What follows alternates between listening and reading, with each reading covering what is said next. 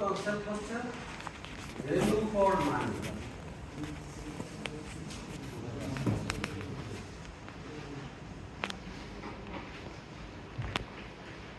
What is value for money? তারপর idea আছে sir, সর্বনিম্ন ব্যয় সর্বোচ্চ উপযোগ আদায় করে নেওয়া। অর্থাৎ আমি যে টাকাটা ইনভেস্ট করছি, যে পরিমাণ প্রত্যাশা করছি সে রিটার্ন আমি পাচ্ছি কিনা। যেমন এখানে বলা হচ্ছে, জিওফারে বলা হচ্ছে আপনি নিজের জন্য টাকা খরচ করার সময় যে সমস্ত বিষয় বিবেচনা করেন, সরকারি ক্ষেত্রে সেই সমস্ত বিষয় বিবেচনা করেন। নিজের ক্ষেত্রে কি করেন? একটা শাড়ি কিনতে গেলে বা একটা শার্ট কিনতে গেলে আপনি কি দেখেন? 5টা দোকান দেখি স্যার। 5টা দোকান দেখেন, কোয়ালিটি, প্রাইস, আমি ঠকে গেলাম কিনা, আমি হেরে যাচ্ছি কিনা, হ্যাঁ, সর্বোচ্চ দাম পাচ্ছি কিনা, কোয়ালিটি ভালো কিনা। এটা হচ্ছে ব্যক্তির ক্ষেত্রে আমরা চিন্তা করি। সেই চিন্তাটাই হচ্ছে সরকারি ক্ষেত্রে করা আসে না তো। গ্লোবাল কনসেপ্ট হচ্ছে ভ্যালু ফর মানি, মিনিং আপনি এটা যেন যদি মাথায় সরকারের অর্থ সম্পদ যাতে চুরি বিনষ্ট না হয় এই বিষয়ে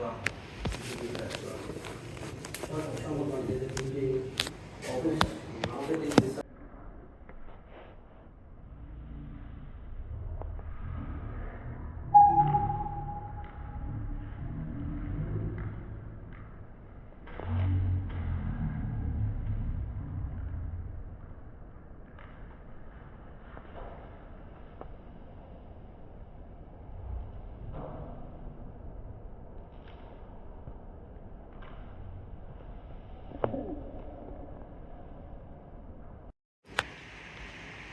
নির্দিষ্ট সময় নির্ধারিত ফর্ম, যেমন আপনারা বেতন দিয়ে সার্ভিস করেন, ক্লিয়ার ফর্ম,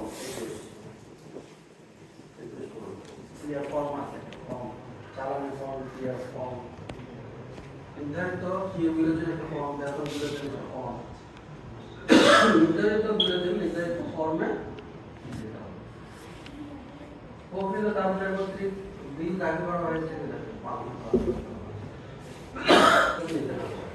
যার দিয়ে বিল তাকে কিন্তু সাবমিট করতে, যে কন্ট্রাক্ট স্বাক্ষর করেছে, যে কন্ট্রাক্ট সাপ্লাই দিয়েছে তাকে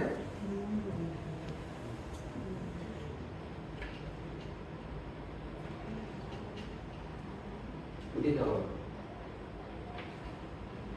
এরপরে আরেক ধরনের বিল আছে, যে সমস্ত বিল মালামাল জাতীয়, যেমন স্টেশনারিজ, ট্রেনিং এর এই ধরনের বিলগুলোর স্টক এন্ট্রি করতে হবে। স্টক এন্ট্রি করা ছাড়া সে বিল পরিশোধ করা যাবে না। কোনো বিলের দাবির হবে যে কোনো সংশোধন বা তারিখ, এটা একটু খেয়াল রাখতে হবে। এখানে একটা ইম্পর্টেন্ট মেসেজ হচ্ছে, সরকারি বিলের ক্ষেত্রে কোনো বিলে কাটাকাটি, ঘষা মাজা, ওভার রাইটিং যদি হয় সেটা ওইটা হবে।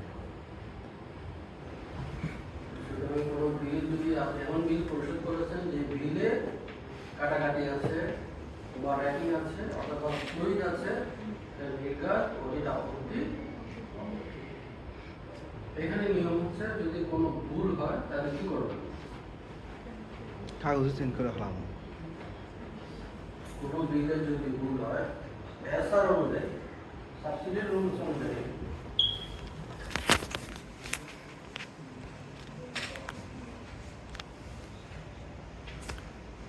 মনে করেন আপনি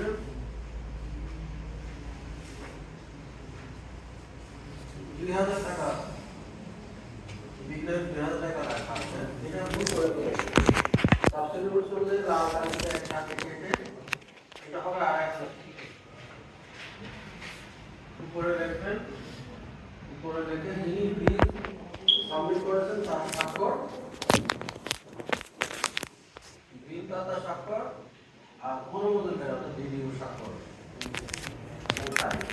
দুইজনের স্বাক্ষর থাকবে। তাহলে ভুল সংশোধনের উপায় হচ্ছে লাল বিল একখানে কেটে শরীরটা উপরে রেখে তার পাশে অনুসার করে আমরা একই সাথে একটা সার্টিফাই করতে হবে ভিডিও তিনিও এটা দেখেছেন সঠিক আছে। এবং এখানে সবচেয়ে বড় হলো যদি কোনো জায়গায় কোনো বিলের অঙ্কে দেখেন অঙ্কের সাথে কথা নেই, যে কোনো বিলে কোনো বিল পরিশোধের ক্ষেত্রে অঙ্কে এবং কথা জায়গায় ফিগার লেখেন আবার কথা নেই, এটা আমাদের সবচেয়ে রুলস। আর ঠিকাদারের বিলের ক্ষেত্রে আরেকটি ডকুমেন্ট সাবমিট করতে হয়। ঠিকাদারের বিল মানে কি? যদি পূর্ত জাতীয় কাজ হয়, যে প্লাস্টার করেছে, রং করেছে, টাইলস করেছে, এই ধরনের কাজের বিলের ক্ষেত্রে আপনাকে এমবি বুক, মেজারমেন্ট বুক, এটা একটা সরকারি ছাপানো ফরম্যাট আছে, সেগুলো পরিমাণ কত স্কয়ার ফিট, কত ইউনিট প্রাইস কত, এটা আবার অডিটিং হিসাব করে যে আপনি ক্যালকুলেশন যে করেছেন মেজারমেন্ট, সেই মেজারমেন্টের সাথে আপনার অ্যামাউন্ট ঠিক আছে। এই ধরনের বিল পরিশোধ করার সময় বিশেষ করে পূর্ত জাতীয় কাজ, কনস্ট্রাকশন, রং করা, রাস্তা করেছেন, দেওয়াল করেছেন, প্লাস্টার করেছেন, টাইলস করেছেন, এই ধরনের কাজের ক্ষেত্রে আপনাকে একটা মেজারমেন্ট বুক বিলের সাথে, এই হচ্ছে বিল সংখ্যা। আর বাকিগুলো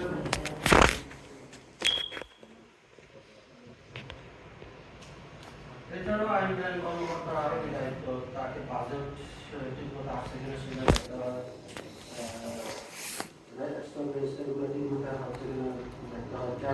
প্রস্তাবের সময়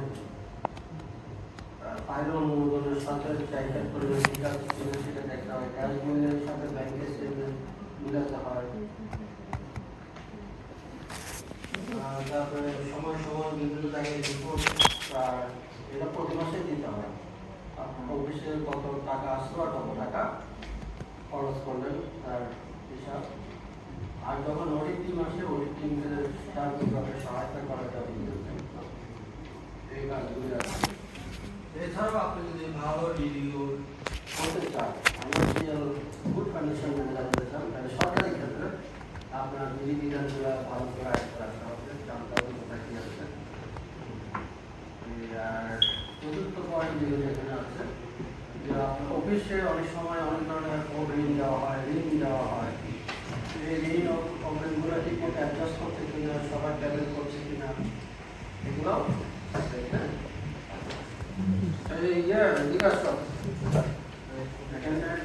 আমরা 10 মিনিট এক্সারসাইজ করবো। মারছে আমরা এখানে একটা বিল দিচ্ছি, অপর পৃষ্ঠায় লিখবেন যে ঊর্ধ্বতন কর্তৃপক্ষের কাছে বিলটা পরিশোধ করতে হবে। এখন সেই বিল পরিশোধের ক্ষেত্রে আমরা যে পয়েন্টস গুলো বলেছি, সেই পয়েন্টস গুলোকে কভার করে কিভাবে আপনি একটা নোট উপস্থাপন করবেন। নোট লেখা তো হয়েছে, শিখা হয়েছে, নোট লেখা পাই না তো আপনাদের জন্য ওপেন, যে কোনো বই, ইন্টারনেট, পরস্পর আলোচনা, এই সোর্স 10 মিনিটের মধ্যে এই বিলটা পরিশোধের জন্য নোটের মাধ্যমে ঊর্ধ্বতন কর্তৃপক্ষের কাছে উপস্থাপন করবে। আমাদের আকলিমা ম্যাডাম আছে, সুরাইয়া ম্যাডাম আছে, আর কোনো টেনশন নেই। সুরাইয়া ম্যাডাম, আকলিমা ম্যাডাম আছে, আমার আর কোনো চিন্তা নেই। মানে ওটা নোটে লেখা থাকবে কি সার্টিফাই করছেন, কি করছেন না করছেন, আপনি প্রস্তাব করবেন যে বিলটা পরিশোধ করা যায়। আমিও জেগেছিলাম ভাই। বিসিসি বিল পরিশোধ মোট 24,297 টাকা ব্যয়িত হয়েছে এবং উক্ত ব্যয়ের বিপরীতে বিল দাখিল করা হয়েছে পতাকা দ্রষ্টব্য। বিলটি আপনার সদয় অনুমোদনের জন্য উপস্থাপন করা হবে।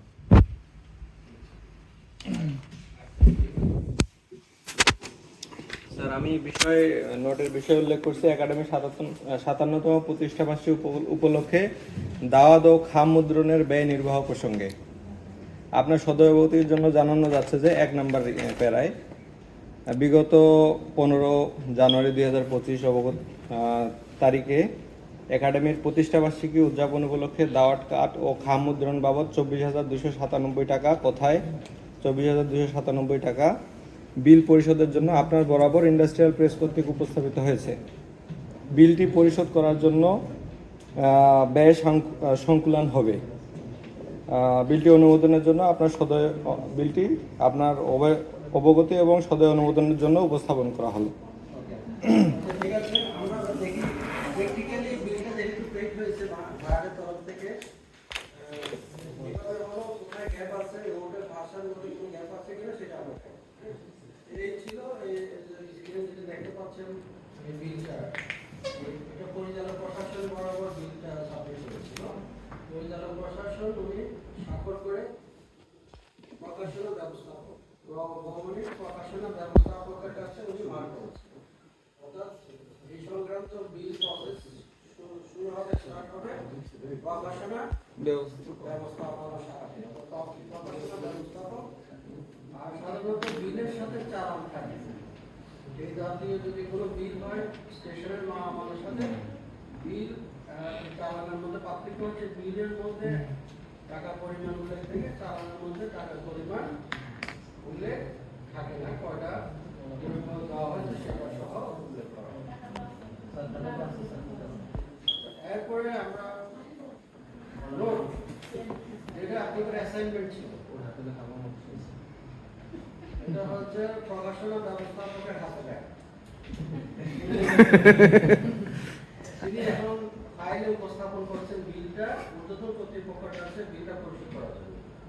আপনারা নোটের ভাষায় জানেন এই বক্সটাকে বলা হয় নোটের ভাষায় কি? ডকেট। ডকেট। ডকেট। তারপরে নোট পড়াবে না, নোট পড়ানো হয়েছে নোটের বিভিন্ন অংশ। তাহলে নোটের এটাকে সাবজেক্ট যেটা হবে কোন বিষয়ে আমরা নোট উপস্থাপন করছি, এখানে বিষয় হিসেবে বলা যায় বার্ডের 57তম প্রতিষ্ঠা বার্ষিকী দাওয়াত কার্ড মুদ্রণের জন্য কার্ড পরিশোধ। এখানে তারপরে 37 নাম্বার নোটের ভাগে 37টা হচ্ছে অনুচ্ছেদ নাম্বার বা ইংরেজিতে বলা হয় প্যারা। এখানে 37 কেন আসলো? এই যেহেতু এই ফাইলটা কন্টিনিউয়াস একটা ফাইল, 37 নম্বর প্যারা তিনি শুরু করেছেন। কি লিখেছেন? 52তম প্রতিষ্ঠা বার্ষিকী উদযাপন উপলক্ষে অতিথিবর্গকে দাওয়াত প্রদানের জন্য মহাপরিচালক মহোদয়ের সদয় মৌখিক নির্দেশনার প্রেক্ষিতে 300 কপি 4 নাম 4 নং দাওয়াত কার্ড এবং 1 নং নাম মুদ্রণ করা হয়। এখানে একটু দুর্বলতা আছে। কি দুর্বলতা? মৌখিক নির্দেশ। সাধারণত সরকারি কোনো মৌখিক নির্দেশে কাজ হয় না। এটা তাকে নিজেকে সেভ করা যাবে। এটা করা উচিত ছিল আগের প্যারাতে 36 নম্বর প্যারাতে অনুমোদন নেওয়া। যেহেতু আমি জানি যে সাধারণত প্রতিষ্ঠা বার্ষিকী 19 তারিখে হবে, তাহলে আমি আগে থেকে ফাইলটা অনুমোদন দিব যে আমার 19 তারিখে প্রতিষ্ঠা বার্ষিকী হবে, এখানে এতজন অতিথি আসতে পারে, এই জন্য এত টাকা আমার কার্ড ছাপানোর প্রয়োজন, এটা অনুমোদন করা হবে। তখন যদি হয়তো তখন আমি এখানে লিখতাম প্যারা 36-এর অনুমোদনের প্রেক্ষিতে এতটা এত নং কালার 4 নং কালার এবং 1 নং কালার খাম মুদ্রণ করা হয়েছে। ইংরেজি বলা আছে বার্ডের তালিকাভুক্ত প্রেস হতে উল্লেখিত কাজ সম্পন্ন করা হয়। এটা জানেন পিপিআর এর এটা একটা বিষয়। এই কাজটা দুইভাবে করা যেত। আমি আরএফকিউর মাধ্যমে করতে পারতাম অথবা ওপেন টেন্ডারের মাধ্যমে করতে পারতাম। এখানে বলা হচ্ছে এনলিস্টেড আরএফকিউ প্রেস, এটা একটা প্রক্রিয়া আছে। আপনি এনলিস্টেড বললে তাহলে আমাকে প্রতি বছর বা 2 বছর পর এরকম প্রতিষ্ঠানে যারা নিয়মিত সেবা দেয় তাদেরকে ওপেন কম্পিটিশনের মাধ্যমে তালিকাভুক্ত করা হয়। এখানেও তাদেরকে তালিকাভুক্ত করা হয়েছে। অর্থাৎ বার্ডের যত রকমের ছাপানোর কাজ, কোন আইটেমের কত প্রাইস, সেই এই ওপেন কম্পিটিশনে প্রতিযোগিতার মাধ্যমে সে সর্বনিম্ন দরদাতা হিসাবে সিলেক্টেড হয়েছে। তাহলে ইন্ডাস্ট্রিয়াল প্রেস হচ্ছে বৈধ ভাবে নির্বাচিত সরবরাহকারী, এই জন্য এখানে তালিকাভুক্ত প্রেস। এটা না হলে আবার এখানে লিখতে হতো আরএফকিউর মাধ্যমে অথবা ওপেন কম্পিটিশনের মাধ্যমে, সেটা আর একটা প্রক্রিয়া। প্রেসের তালিকাভুক্ত দর অনুযায়ী 24,297 টাকা দেখেন কথা এবং অঙ্ক এবং কথায় লেখা হয়েছে টাকার বিল দাখিল করে চালানের মাধ্যমে কার্ড ও খাম শাখায় সরবরাহ করা হয় এবং সোমবার বইতে লিপিবদ্ধ করা হয়। আমরা বলেছিলাম যে কোনো স্টেশনারি বা বিলাতি বিল স্টক রাখতে হবে, তাহলে এটা সে প্রত্যয় করতেছে, মোটামুটি বলতেছে যে এটা স্টক রেজিস্টার হয়েছে, দাখিলকৃত বিল সঠিক, তাহলে 1 স্টক। দেন দ্বিতীয় প্যারাতে বলা হচ্ছে প্রাইসের দাখিলকৃত বিল হতে নিয়ম অনুযায়ী ভ্যাট, আয়কর ইত্যাদি কর করে ইন্ডাস্ট্রিয়াল প্রাইসের অনুকূলে ক্রস চেকের মাধ্যমে পরিশোধ করা যেতে পারে সদর অনুযায়ী। আপনারা জানেন সরকারি বিল পরিশোধের ক্ষেত্রে প্রত্যেকটা বিলের তার নিয়ম অনুযায়ী ভ্যাট, আয়কর করতে করতে হবে। সুতরাং এটা সে উল্লেখ করে দিয়েছে এবং তাকে ক্রস চেকের মাধ্যমে বিলটা পরিশোধ করতে বলছে। আর শেষ প্যারাতে বলেছে, এটা বিবরণ দিয়েছে কি ধরনের কাম, কত কাম, সে কত টাকা আসছে তার হিসাব দিয়েছে এবং কি বলেছে একটা মেসেজ দিয়েছে যে এই খরচটি 2016-17 অর্থ বছরের রাজস্ব বাজেটের প্রকাশনা খাত হতে পরিশোধ করা যেতে পারে, অর্থাৎ এই জিনিসটা পরিশোধ থেকে পরিশোধ করতে পারে সেটা উল্লেখ করেছে। তবে এখানে একটা দুর্বল একটা উইক পয়েন্ট হচ্ছে ঊর্ধ্বতন কর্তৃপক্ষ এটা ফেরত পাঠাতে পারে। কোন বেসিসে? তিনি বলতেন যে মৌখিক এই খাতে কত টাকা বরাদ্দ আছে, এই পর্যন্ত কত টাকা ব্যয় হয়েছে। এই মেসেজটা থাকলে তার ডিসিশন নেওয়া সহজ হবে। হয়তো তিনি জেনে নিয়েছেন বা ওভার ফোনে কথা বলেছেন, বাট এখানে নোটে এটা স্পষ্ট ছিল না। এটাও এই জন্য আপনি যদি নোটে দেখেছেন যে এই খাতে এই পর্যন্ত এত টাকা ব্যয় হয়েছে, এই টাকা পরিশোধ করে এত অবশিষ্ট থাকবে, তাহলে যিনি ডিসিশন নেবেন তার পক্ষে সহজ। এইভাবে এই নোটটা প্রকাশনা ব্যবস্থা থেকে উত্তরতে মহাপরিচালক অনুমোদন করেছেন। মহাপরিচালক অনুমোদন করে যখন নিচের দিকে আসছে অর্থাৎ এখন পরিশোধে যাবে, সেটা চলে আসছে সালেহীন আক্তার। সালেহীন আক্তার হচ্ছে অ্যাকাউন্টসে তিনি এই বিলটা নেন। সে বিল কিভাবে লেখলো ওটা আমরা বলছিলাম নির্ধারিত ফরম্যাট। এই ফরম্যাটের মাধ্যমে চলে আসছে। এটা হচ্ছে ক্লিয়ার ফর্ম 21। স্যার প্রশ্ন ছিল, স্যার যে আমি যে প্রশ্ন শুনলাম অনুযায়ী একটা দিচ্ছে যে এটা খরচ করা হয়েছে, বিল দাখিল করা হয়েছে, তো এই অনুমোদনের জন্য আমার কাছে বেশ করা হয়েছে যে এটা নোটটা লিখে দেন এশিয়া নষ্ট যদি হয়, তো উনি লেখার পর ওখানে একটা সাইন দিতে স্যার সাইন তারপর আমি যখন এটা অনুমোদন করবো হ্যাঁ সব ঠিকঠাক মানে সঠিক নিয়ম হবে এদের ই করার অনুমোদন দেওয়া হলো, সেক্ষেত্রে আমি কোনো সাইন দেবো। তো এখানে দেখা যাচ্ছে যে এটা তো পরে সবার সাইন নেওয়া হয়েছে, তো আমরা নর্মালি এরকম কিছু দেখেছি অফিসের ঠিকই পাচ্ছে কেন আপনি কি একাই অনুমোদন আপনি একাই উপস্থাপন করে একাই অনুমোদন করেন? উপস্থাপন নর্মালি বা শেষ করতে পারেন আর অনুমোদন আমি দিই, সেক্ষেত্রে ওনার সাইডটা ওইখানে থাকলে যখন উনি মানে বিলটা উপস্থাপন ঠিক করে স্যারকে শেয়ার করি কেসিআর থেকে তাহলে আপনি অনুমোদন করবেন। আপনি দেখবেন যে এগুলো স্টক এন্ট্রি হয়েছে কিনা, যদি এটা মালামাল থাকে স্টক এন্ট্রিতে, তারপরে আপনার বাজেটের বরাদ্দের মধ্যে আছে কিনা এগুলো দেখতে হবে। স্যার এগুলো দেখার পরে আমি যে ওই আমি দেখব যে সুবর্ণ মুহূর্তে নতুন দেওয়া হলো তখন আমার সাইড লাস্টে গিয়ে সবার সাইড আমি উনি যখন উত্থাপন করতেছে উনি সাইডে দেবো সবার কেন আপনাকে প্রথম দিন কেসিআর হ্যাঁ এই জন্য কেসিআর যখন উপস্থাপন করবে আপনি অনুমোদন দেবেন। এখন আপনি অনুমোদন দিয়ে আমার কেসিআর কাছে পাঠাবেন, কেসিআর সে আমাকে ওই যে ফরম্যাটের মধ্যে ফেলে তাকে চেক দিয়ে দেবে। স্যার যেহেতু এখানে একজন ডিসিশন মানে আমি নিব, সেক্ষেত্রে সাইনটা লাস্টে না এসে দুইটার দিকে লাস্টে না এসে উনি যখন উপস্থাপন করতেছেন উনি এখানে সাইন দেবেন, পরে আমি অনুমোদন করবো তাহলে সাইন দেবো, এরকম করি আমি স্যার, এটা বলি। আপনাদের দুজন জি স্যার। মানে আমাদের এখানে তো প্রকাশনা ব্যবস্থা আপনাদের করা আছে কাজ করছেন, উনি আসলে প্রশাসনিক কর্মকর্তা, প্রশাসনিক কর্মকর্তা থেকে পরিচালক প্রশাসন, পরিচালক প্রশাসন থেকে আমাদের আপনাদের দুই আপনারা আপনার জন্য একাই আপনার অধীনে বিল প্রসেস করেন। বিল প্রসেস বিল প্রসেস করেন আপনি একা হতে পারেন, আপনি একাই ক্যাশিয়ার, একাই ডিডিও, একাই এটা হচ্ছে অফিসিয়াল। তবে রেকর্ড এগুলো যে সমস্ত বিষয়গুলো থাকা এগুলো আছে কিনা সেটা দেখুন।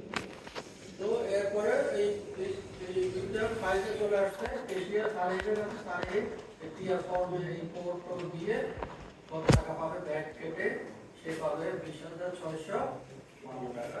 এই 20,652 টাকার একটা চেক তিনি রেখে পরিচালক প্রশাসন, আমাদের বাইরে হচ্ছে পরিচালক প্রশাসন চেক স্বাক্ষর করে।